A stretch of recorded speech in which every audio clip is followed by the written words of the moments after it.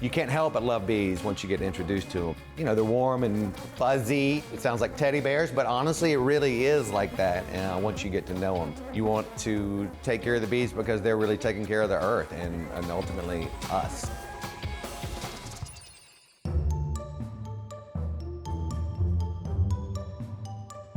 Savannah Bee Company is a company that the mechanism is we sell honey and honey-based beauty products and mead, honey wine. But what we really do is we're trying to raise awareness about bees, how important they are. We want to really save the bees.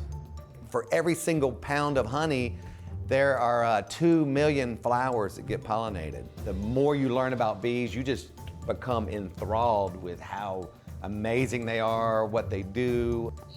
This is one thing that really got me loving honey, is just the different kind of colored types of honey. Climate change is definitely impacting our company and beekeepers all over. When a flower opens, it's got to have the right temperature and humidity and enough rain, but not too much rain, not too dry, not too hot, not too cold. And you can imagine with this like huge variations in weather patterns, how that could affect that. We depend on one tree, the Tupelo tree that blooms for just 10 days in April. And if everything doesn't line up, there's no nectar in the flower for the bees to make the honey. And since 2008, you know, we've had maybe 1 out of 5 years it's been a good year, where it used to be you might have 1 out of 5 years it was a bad year. So overall, globally, beekeepers in certain regions wrestle with honey production in a huge way.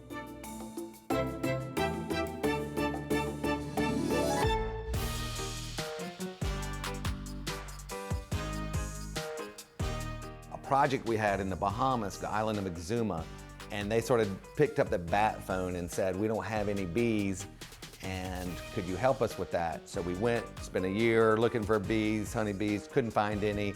So trained beekeepers, they built equipment, and then we flew bees down. So 11 queens, 33 pounds of worker bees. We flew them down in there, put them in their boxes, and that was in 2015, and today there's hundreds of beehives, about a dozen beekeepers. I think there's 6 different honey labels that they sell all over the Bahamas and maybe a little bit around the Caribbean.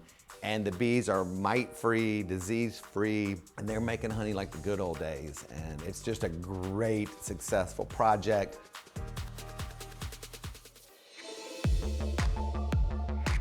The Bee Cause Project might be our greatest legacy. It's a not-for-profit that we started after we put one observation hive in a school. So an observation beehive is sort of a glass or a window hive, which allows, you know, anyone, not just a beekeeper, but anybody, to look inside, you know, the mechanisms and operations of honeybee hives. These bees that are wiggling, they're telling the other bees where they found the nectar or the pollen. We've grown from, you know, 1 to 750 hives. They're in media centers, they're in science rooms, they're in hallways, they're in the entrance to the school. It's all over the map. You gotta save the bees. And in the process, you'll end up saving the planet.